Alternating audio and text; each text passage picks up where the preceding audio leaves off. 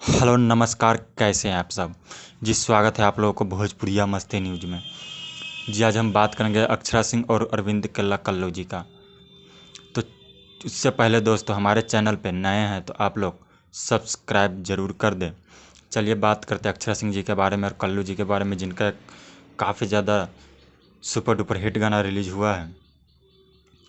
गाने का नाम है दुकान ले जा फ्री में। जी हाँ, गाने का नाम है दुकान ले जा फ्री में। ये गाना एक फिल्म का है, शुभ घड़ी आयो। जी हाँ, तो काफ़ी ज़्यादा बवाल सॉन्ग है शुभ घड़ी आयो। इस गाने को गाया है अरविंद अकेला कल्लू जी, अक्षरा सिंह जी और आरोही भारद्वाज जी ने। गाने को लिखा है प्यारे लाल यादव कवि जी ने। म्यूजिक दिया है ओम झा जी ने। ये team films Bhojpuri YouTube channel पे ये गाना रिलीज हुआ है। काफ़ी ज़्यादा बवाल सॉन्ग है, आप लोग जाके देखिए एक बार, मज़ा आ जाएगा। काफ़ी ज़्यादा सुपर डुपर हिट सॉन्ग होने वाला है शुभ घड़ी आयो। दुकान ले जा फ्री में अक्षरा सिंह जी का और कल्लू जी का बवाल सॉन्ग टीम फिल्म्स भोजपुरी पे।